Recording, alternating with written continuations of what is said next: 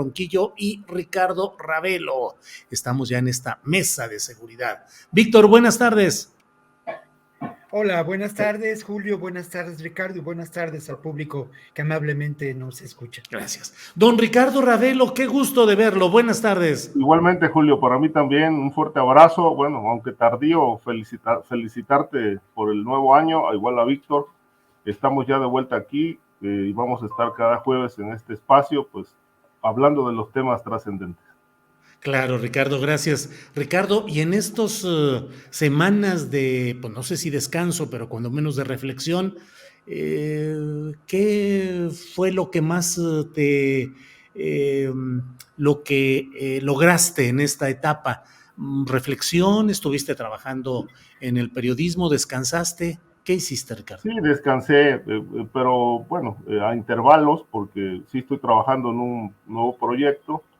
Pero fíjate que lo que más me agradó en esta etapa fue precisamente leer mucho. Retomé algunas lecturas que estaban pendientes, descansé, conviví con mis hermanos, que tenía buen rato de no verlos, y entonces fue muy grato, fue muy placentero, y creo que el mejor descanso fue el interior, ¿no? Muy en paz, muy en calma. Fue bastante fructífero esto, se renuevan fuerzas, renové fuerzas. Sí, qué bueno, Ricardo. Víctor Ronquillo, Víctor, a veces cuando se dan estas etapas, al menos en mi caso, luego me pongo, según eso, a reorganizar cosas, a ver qué ya no sirve, qué debo de prescindir, qué debo de reacomodar, y eso se vuelve en una oportunidad de revisión del pasado de uno mismo y encuentras fotografías y encuentras la caja del producto que compraste porque pensabas que ibas a hacer no sé cuántas cosas. En fin, se la pasa uno recordando y se la pasa reacomodando porque finalmente estamos hechos de recuerdos. Víctor, ¿a ti cómo te va en esos procesos de reacomodos y presuntos descansos? Bueno, lo cierto es que yo no soy muy dado a mirar en retrospectiva lo que ha ocurrido, ¿no? Perdón, no Fíjate eres que muy tengo dado, la... ¿verdad? No muy Es que dado a se mirar en pasmó. retrospectiva lo que ocurre, ¿no? Más bien, pues quizá por el oficio del periodismo y la urgencia de las chambas y de lo que uno hace, yo siempre estoy tras de los proyectos, los nuevos proyectos, ¿no? Entonces, bueno, ya que se da la ocasión y es un gusto, porque al final de cuentas, lo que aquí se ha logrado en este espacio a mí me parece que es muy grato, y este espacio lo hemos logrado, Julio, pues sí, gracias a ti, a tu iniciativa, al trabajo de Adriana, al trabajo de producción que está detrás, pero obviamente también con la participación de nosotros y sobre todo del público. Entonces, pues mira, es un buen momento para hablar de cómo me inicia el año con proyectos que son interesantes, nuevos, y que uno tiene el riesgo personal y creativo de emprenderlos, ¿no? Entonces no voy a contar demasiado porque luego se ceba, pero justo ayer, después de regresar ya a la realidad, empecé a escribir una novela que espero encontrar la forma de terminarla y luego de publicarla, que se llama ni más ni menos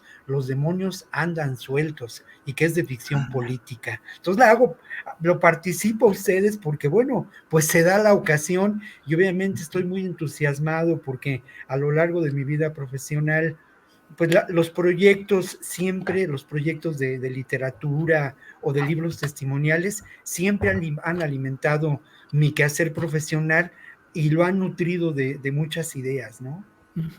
Bien, Víctor. Ricardo Ravelo, aprovechando lo que nos comenta Víctor Ronquillo, esta primicia del trabajo literario que está emprendiendo, te pregunto, Ricardo, ¿los demonios andan sueltos en el caso de García Luna o es simple apariencia de que haya demonios sueltos cuando en realidad no lo es tanto? ¿Cómo Bueno, ves? se pueden soltar, obviamente, a partir de lo que salga en el juicio, se les puede abrir la compuerta del infierno a los demonios, y bueno, pues vamos a tener realmente un proceso, un juicio lleno de sorpresas, quizá, esperemos que así sea, con nombres, presuntos cómplices, periodistas que recibieron dinero de García Luna, que se presume hay una larga lista ahí personajes de los medios que sirvieron para el lavado de imagen y para armar historias fantásticas.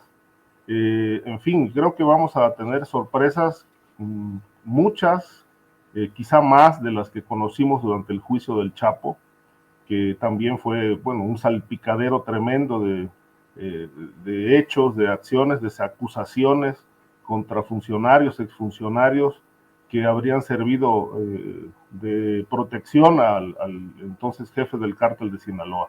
De tal manera que yo creo que sí puede haber repercusiones y esperemos que, bueno, de este juicio se puedan también enderezar acusaciones, integrar carpetas contra todas estas redes de cómplices de García Luna. Los más importantes, algunos de ellos están presos, que es el caso de Luis Cárdenas Palominos, pero no está acusado de narcotráfico, ¿no? Y yo creo que aquí pueden aparecer datos, evidencias, muchos elementos para ver si la Fiscalía General de la República pues encuadra alguna acusación formal contra esta red de exfuncionarios. Muchos de ellos están vigentes, hay que decir, son jefes de seguridad pública en los estados, en los aeropuertos, pero están impunes. Entonces esperemos que sí haya sorpresas en este juicio. Bien, Ricardo. Víctor Ronquillo, ¿cómo ves el tema del juicio a García Luna? ¿Se van a desatar ahí los demonios o a lo mejor los contienen y los mediatizan? Yo creo que hay un poco de lo segundo que dijiste, ¿no? Me parece que vamos a tener un juicio muy limitado, contenido, en donde tengo la impresión solamente se hablará del carácter de García Luna como un personaje pagado por el narcotráfico, que de hecho esas son las acusaciones, pero me parece, Julio, que los periodistas estamos para hacer preguntas incómodas.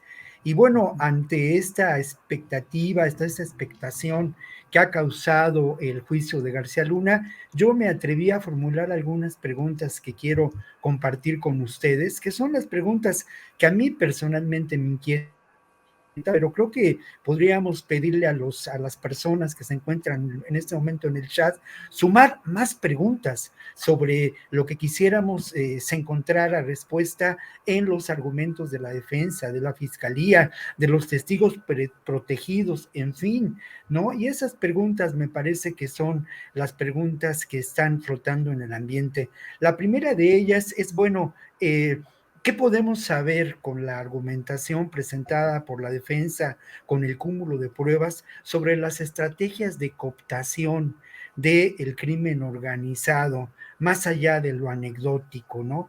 ¿Qué podemos saber también sobre la estrategia de vinculación de un Estado mafioso con grupos del crimen organizado?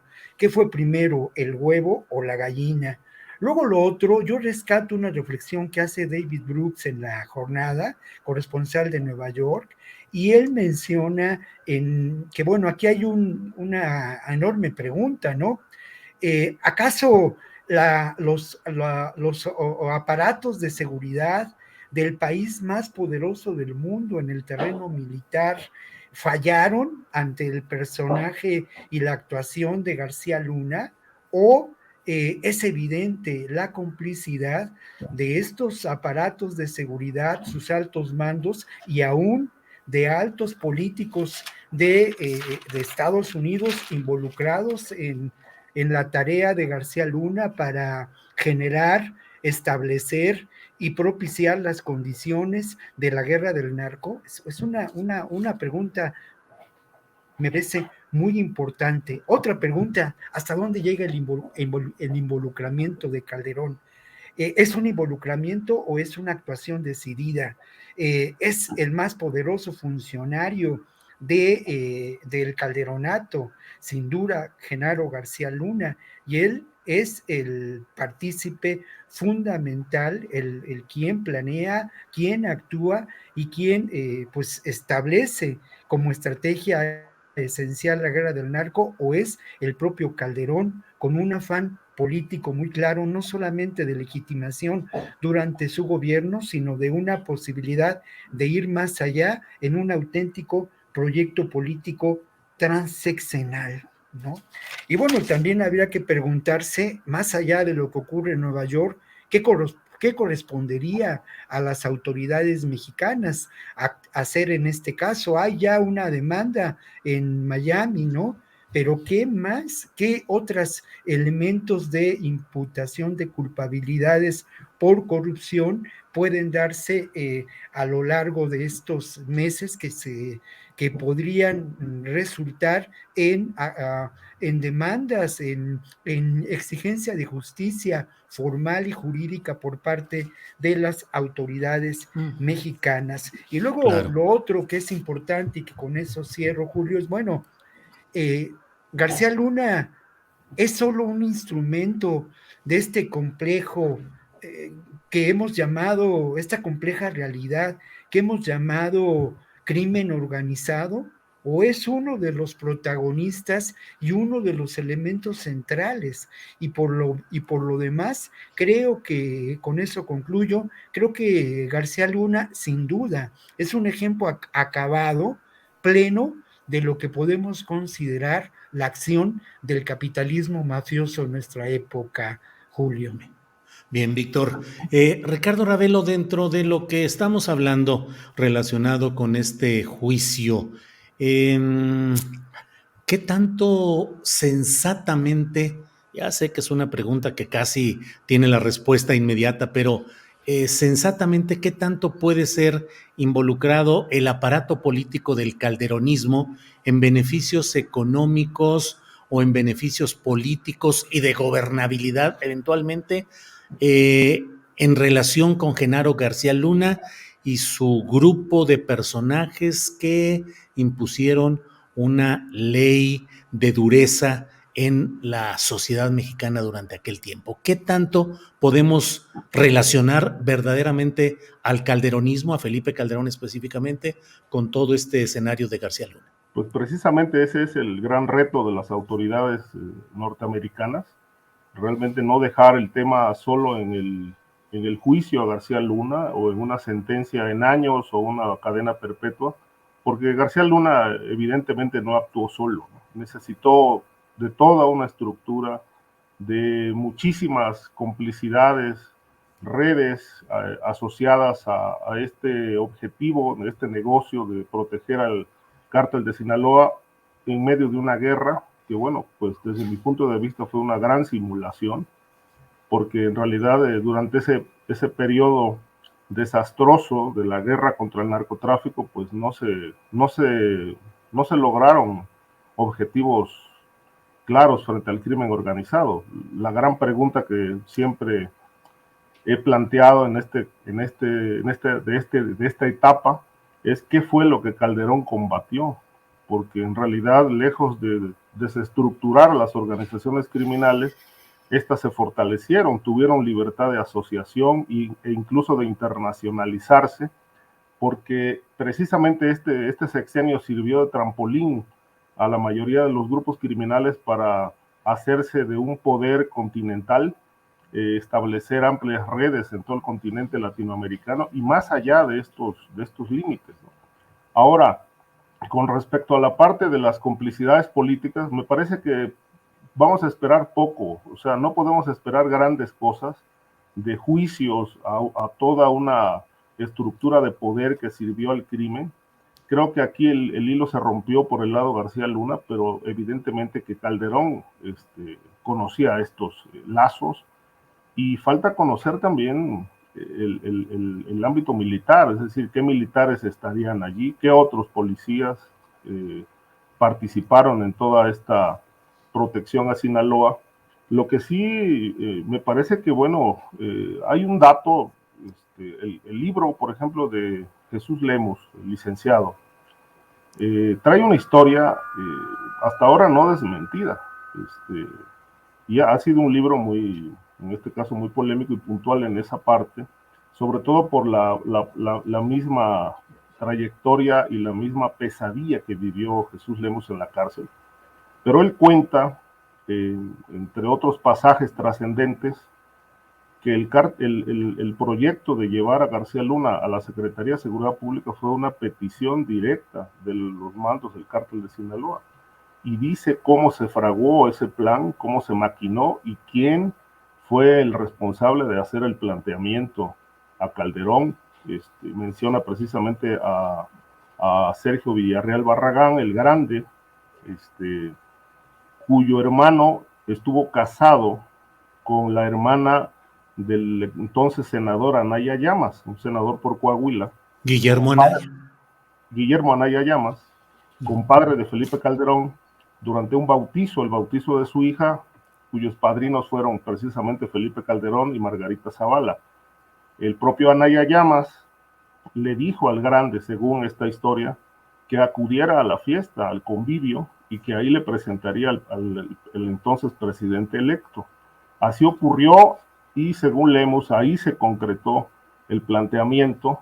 Lo que vino después, dice él, fue un pago multimillonario en dólares que se le entregó a Felipe Calderón por todo este favor que le hizo al cártel de Sinaloa, que como bien sabemos y está más que demostrado, fue la organización que mejor operó y mejor protegida estuvo entonces, porque les entregaron rutas, les concedieron espacios y les facilitaron todas las operaciones de trasiego de droga a Estados Unidos, y precisamente es la parte central que señala a García Luna como el operador principal de todo este andamiaje de corrupción para favorecer a Sinaloa. Ahora, en la parte política veo que esto pueda tener poco impacto porque es la parte que no se ha tocado. La narcopolítica difícilmente se ha tocado, salvo casos excepcionales como los que ya conocemos de gobernadores, pero hay un núcleo dentro de la política que está intocado, está impune y obviamente sigue operando en la impunidad. Veo difícil porque por lo menos en este gobierno no se ha caracterizado por golpear el centro de la política o el centro de los políticos vinculados a estas actividades. Siguen viendo el problema del crimen organizado como un tema de balazos, desaparecidos y matanzas, pero no han tocado la estructura de poder, la estructura empresarial, que es la parte central de las operaciones del crimen. De tal suerte que, bueno, pues como hemos dicho aquí, no se puede aspirar a una pacificación del país y del territorio si no se golpea el nervio de la política. Bien, Ricardo. Víctor Ronquillo, uno de los aspectos en los cuales se insiste mucho es desde luego lo político, pero también ese rubro del periodismo. Y no solo por los reporteros, columnistas, periodistas, directivos de medios de comunicación en lo individual, sino el sistema del periodismo convencional que durante siempre ha estado asociado a las líneas del poder, a las exigencias, a las necesidades. Recuerdo, y no es ninguna infidencia, que el año pasado nos reunimos Víctor, Ricardo, Guadalupe Correa y un servidor y platicamos ampliamente en plan de amigos, pero entre anécdotas y comentarios hablábamos pues de la enorme corrupción que hemos visto que se da en muchos niveles del periodismo. ¿Crees que en esta ocasión haya señalamientos que realmente impacten a ese gremio, es decir, el gremio del periodismo corrupto, o crees que todo quede también en algunas referencias genéricas no aplicables en lo individual?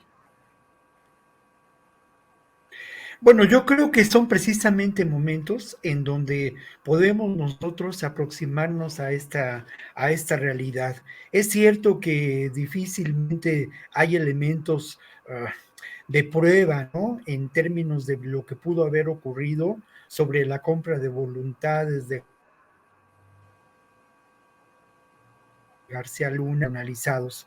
Pero lo que sí es evidente, y eso creo que lo tenemos que hacer, que entender, que comprender, que dilucidar, pues ese nexo establecido de complicidades entre lo que podemos considerar una visión del mundo en extremo conservadora, responde a la conservación de privilegios.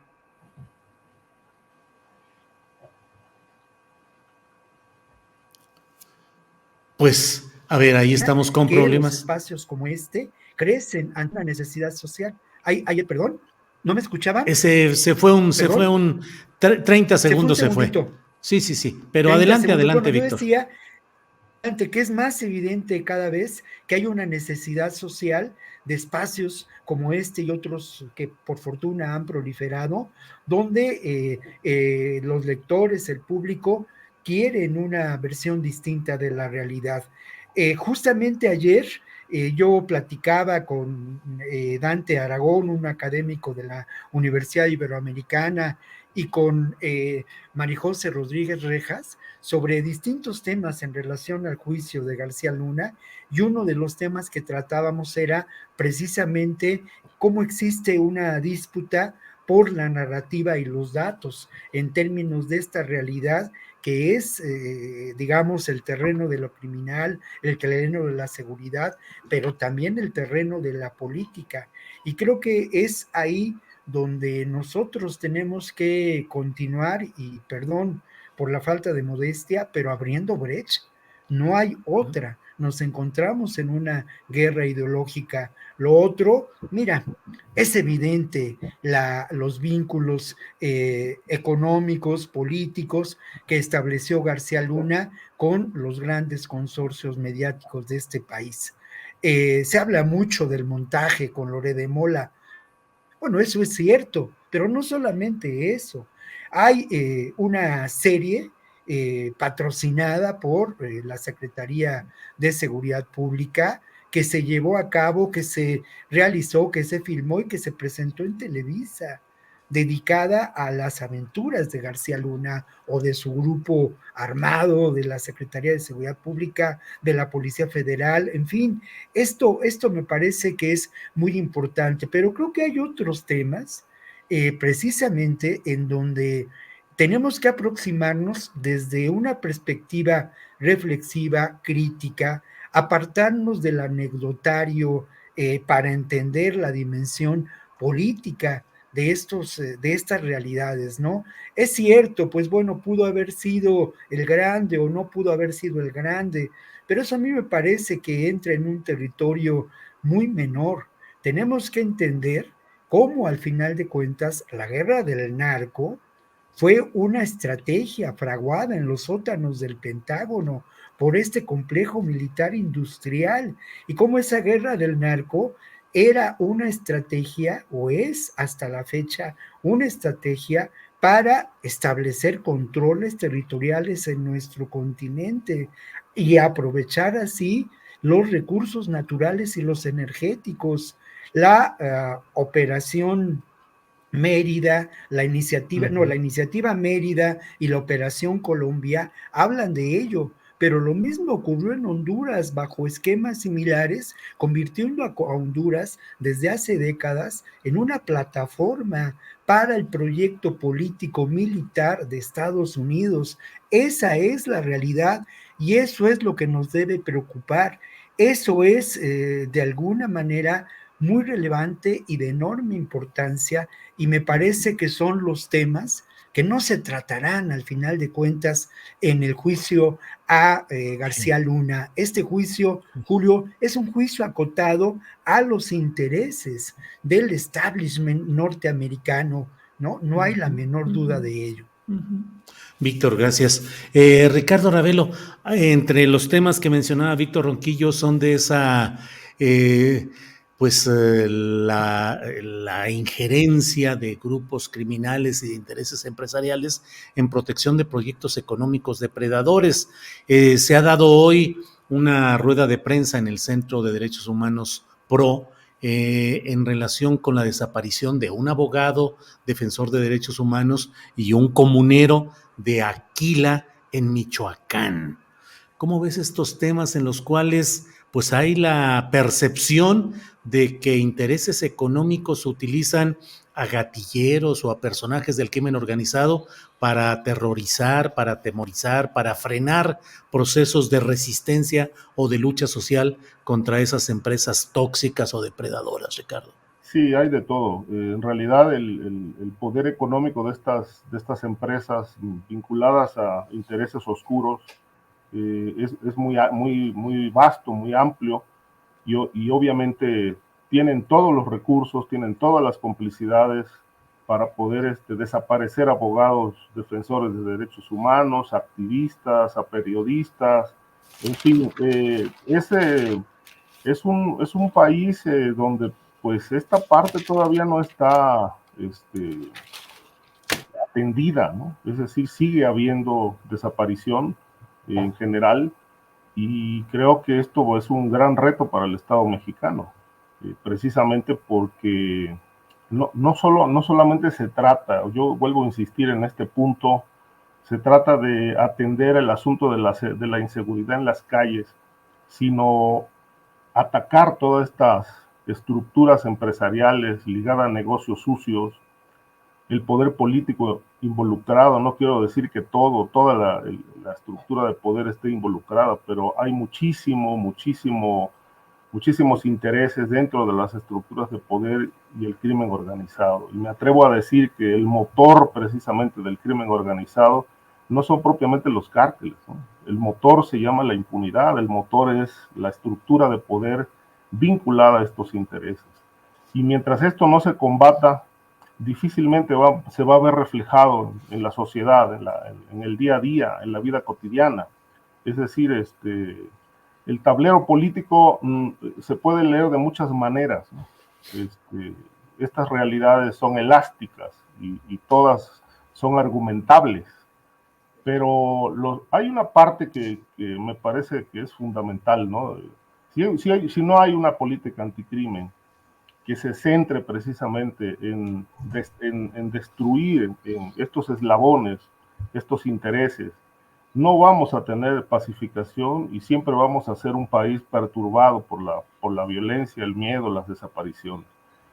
En efecto, este tipo de eventos siembran terror, siembran precedentes de miedo y bueno, cada vez lo estamos viendo más frecuente en el territorio, ¿no?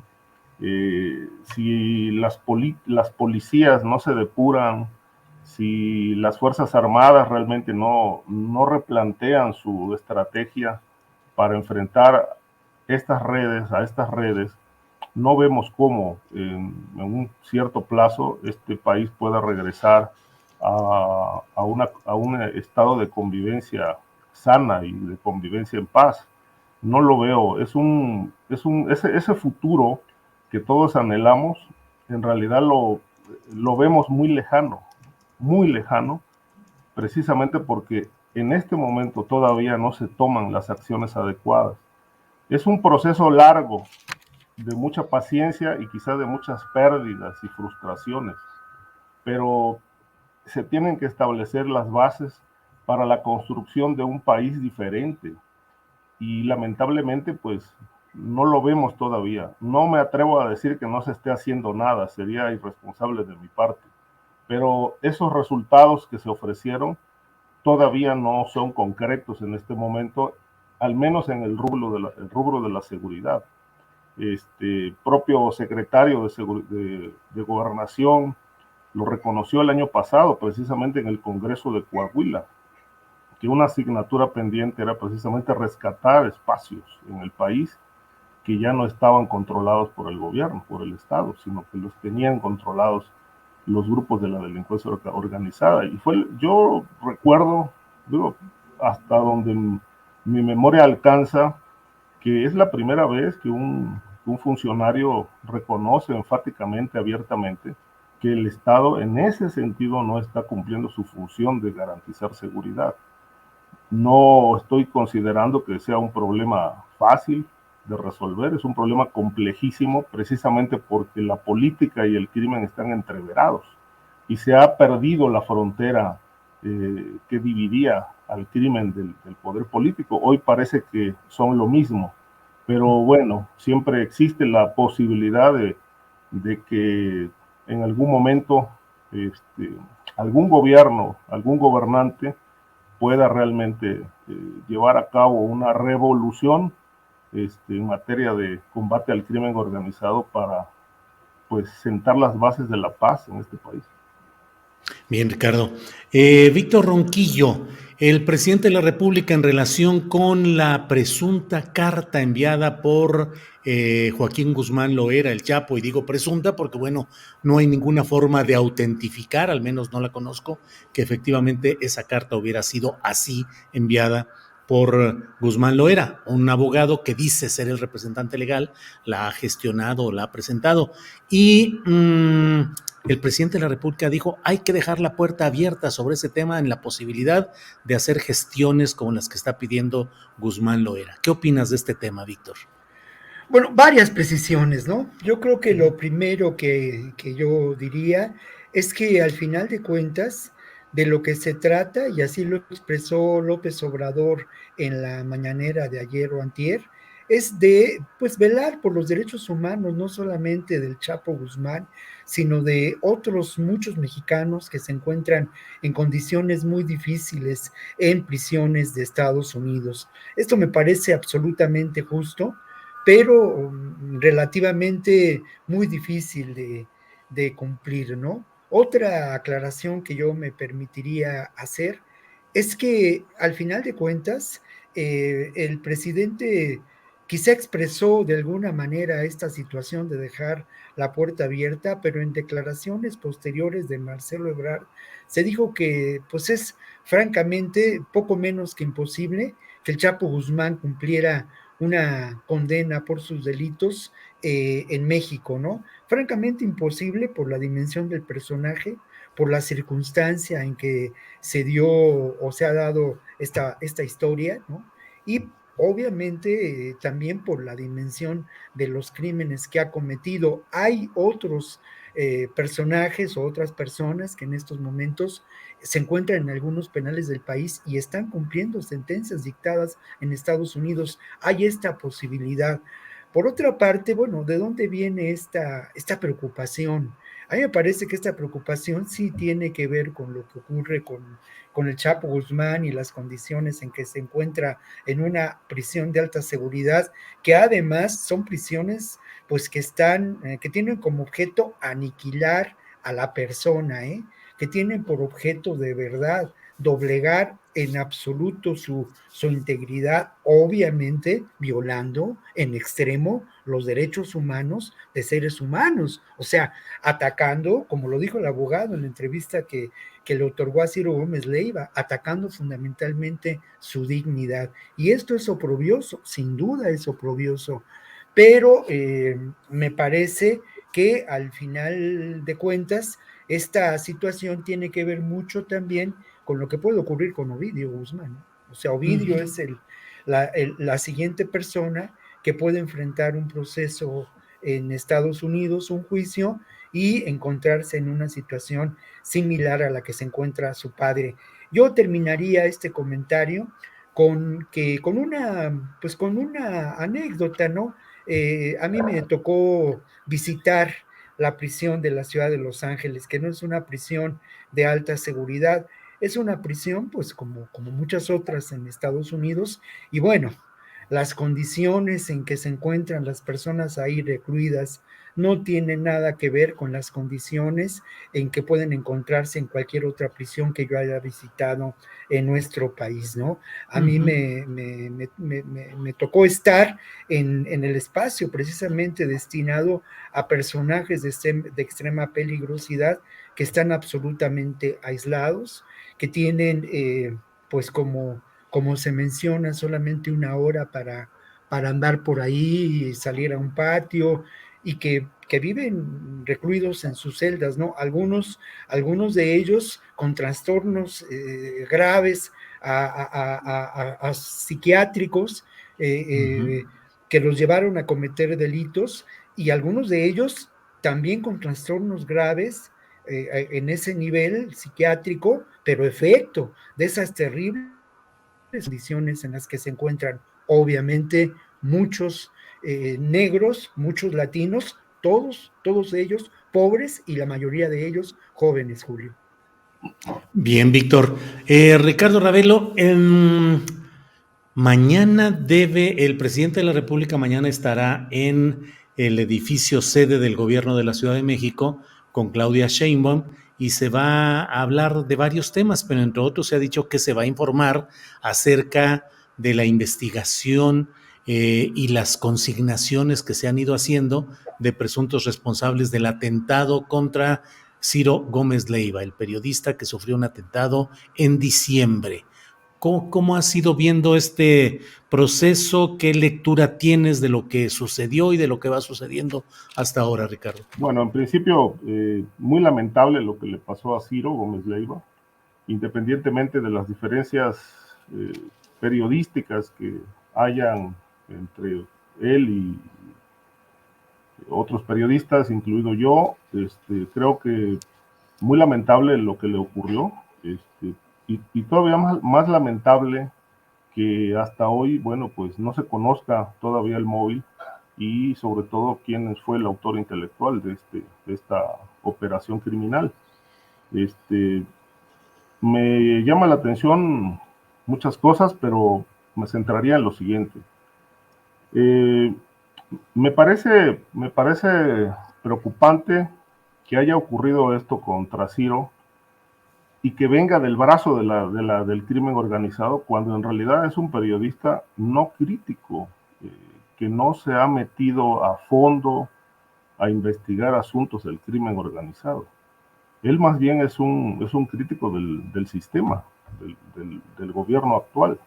No es un crítico de la criminalidad, ni se ha especializado en investigar cómo operan todas estas redes, ni se le conocen publicaciones sobre el comportamiento de la delincuencia organizada en el país. Más bien ha sido un periodista pues que ha cuestionado el actuar de la actual administración. Pero bueno, las detenciones que se han hecho hasta ahora dan cuenta de que una célula de un cártel, que no han dicho cuál, aunque se infiere que puede ser la familia michoacana, que opera en el Estado de México, pues de ahí salió la petición de que lo ejecutaran. Creo que la investigación, pues con las detenciones, pues parece que pinta bien, va avanzando, a diferencia de otras en el país, donde pues muchos crímenes o muchos hechos de desapariciones pues siguen sin esclarecerse con la misma celeridad con la que sí está ocurriendo al parecer lo de Ciro Gómez Leiva. Falta el eslabón central, que es por qué lo quisieron matar y quién lo ordenó. Yo creo que ese es el siguiente paso que van a dar las autoridades que están en esta investigación. Y es un caso relevante, porque en realidad después del asesinato de Manuel Buendía, en aquel 1984, no existía, al menos en la Ciudad de México, un atentado de esta magnitud contra un periodista. Lo que he visto es un desarrollo interesante de toda la logística que siguió el crimen, los criminales o presuntos criminales, de cómo lo estaban siguiendo desde días antes. Están las cámaras, aparecen los mismos vehículos que se ocuparon el día del atentado. Pero insisto en que la gran pregunta es ¿por qué el crimen si no es un crítico del crimen? Entonces creo que esta parte la tendrá que sin duda despejar la propia autoridad, pero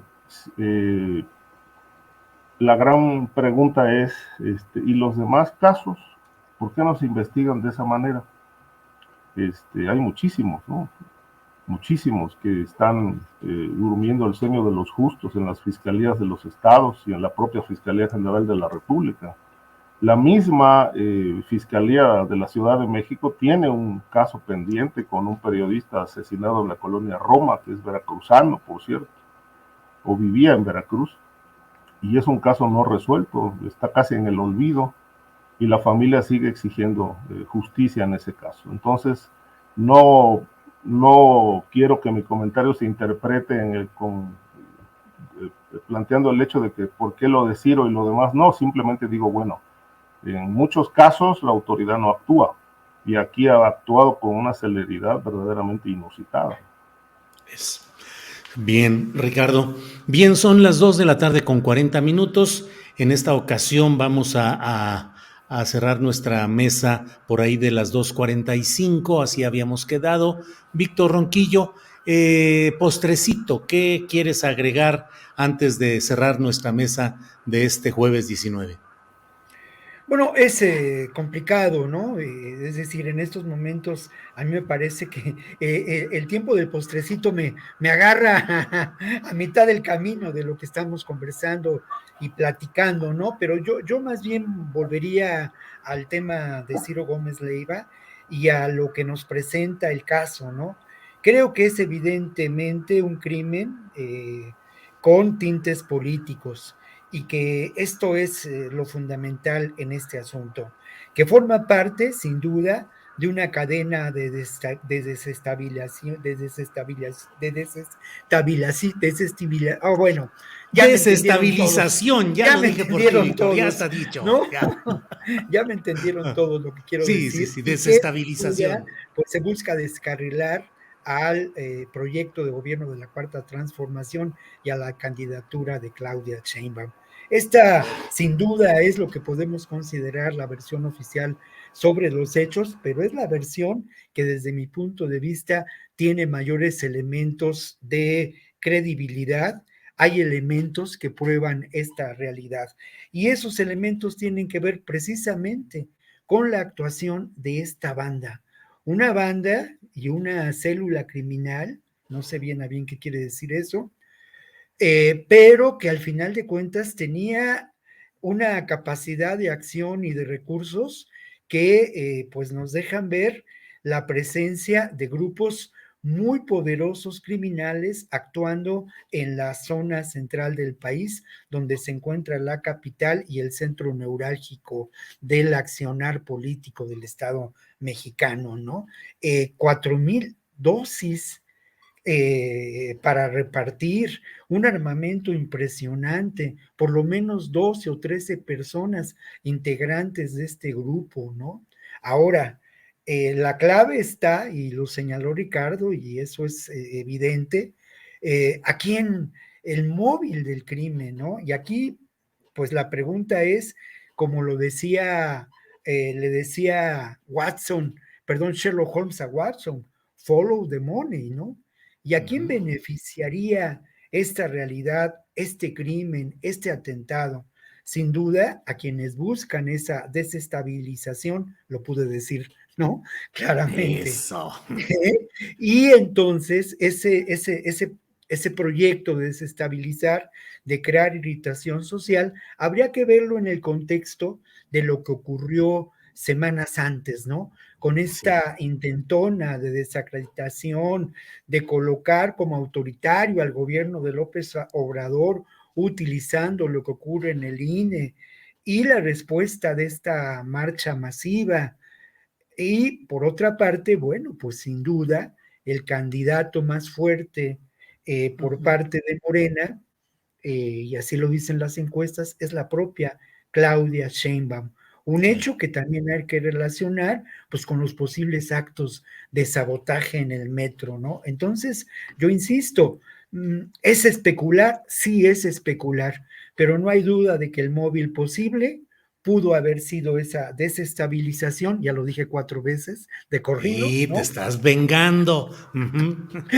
Eh, y la creación de irritación social con el crimen de un periodista que por los demás, como dice Ricardo, no, su acción profesional no atenta contra estos intereses del narcotráfico y que es un periodista que además, pues de acuerdo a las imágenes que tenemos, de acuerdo a las referencias que yo tengo, a la época en que trabajé con Ciro, bueno, me parece que Ciro no, pues presentaba un blanco fácil, ¿no?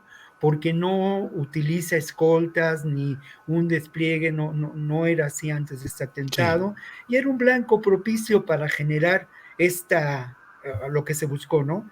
Esa Sí. desestabilización, y con esa palabra me Chin, despido. no, hombre, ya. Muy bien. Víctor, ¿hay alguna palabra que se te complique? A mí, por ejemplo, a veces a la hora de escribir y me da mucho coraje, pero batallo mucho con consciente y con sus Sí. derivados, SCC, y ya lo he leído 20 veces y me lo he querido aprender y a la hora que escribo siempre digo, híjole, ¿estoy en lo correcto o no? Una palabra.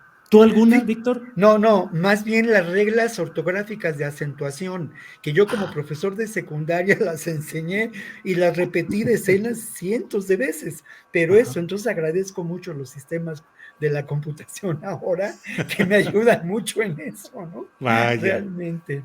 Ricardo Ravelo, por favor, postrecito con desestabilización o sin ella, lo que quieras decir, Ricardo. Sí, bueno, esto de la desestabilización, pues, yo creo que también es parte de lo que la Fiscalía está investigando, ¿no? Si realmente se cometió este atentado con ese objetivo, lo cual ha desatado muchas críticas también, porque dicen, bueno, pues la víctima fue el periodista, pero pues el presidente también se disputa ese lugar, ¿no? También se siente víctima de este lamentable hecho, pero bueno, esperemos que realmente las cosas se resuelvan y como lo dije hace un momento, también se atiendan los otros casos del país que están ahí todavía pendientes. Yo quería cerrar con el tema de la carta o bueno, supuesta carta que envió o mensaje que envió el Chapo al presidente. Veo muy difícil que vaya a prosperar. Lo que me llamó mucho la atención es la atención, válgase la redundancia, que prestó el presidente a la petición del Chapo, un hombre que realmente violó derechos humanos, cometió crímenes, sembró terror, miedo, enlutó hogares, es decir, el principal violador de derechos humanos atendido en la casa presidencial con su petición, lo cual creo, insisto, no va a prosperar, es muy difícil, pero creo que de atenderse esto, por parte del gobierno de llevar a cabo una gestión para repatriar al Chapo y encarcelarlo en México, va a sentar o sentaría un precedente muy peligroso, porque en Estados Unidos hay muchos narcotraficantes mexicanos presos que pueden argumentar lo mismo y seguir la misma ruta.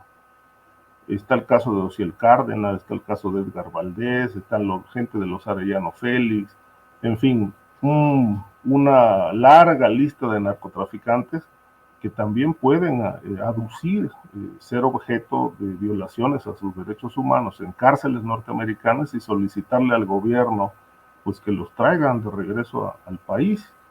A mí me parece que esto sentaría un precedente muy peligroso y en el caso del Chapo, todavía es más riesgoso porque pues él carga en su haber con dos fugas que maquinó con la complicidad de funcionarios penitenciarios, una en Puente Grande y otra en el penal de La Palma, de tal suerte que bueno, pues creo que por estos antecedentes sería muy difícil que el Chapo regresara. Lo que me llama la atención es el asunto de las violaciones a los derechos humanos que tocamos hace un momento, donde hay miles o millones de personas que son víctimas de hechos de violencia, de desapariciones, gente que está pidiendo justicia, no de ahora, desde hace muchos años sin ser escuchada, pero bueno, la voz de un narcotraficante resuena en la casa presidencial. Uh-huh. Bien, pues son las 2 de la tarde con 49 minutos. Gracias por esta posibilidad de platicar, Víctor, Ricardo. Víctor, gracias, buenas tardes. Muchas gracias, Julio, gracias a ti, gracias al público que nos ha escuchado y obviamente también gracias a Ricardo y bienvenido, Ricardo. Gracias, sí. Yo también, pues bueno, les deseo un buen fin de semana a los dos.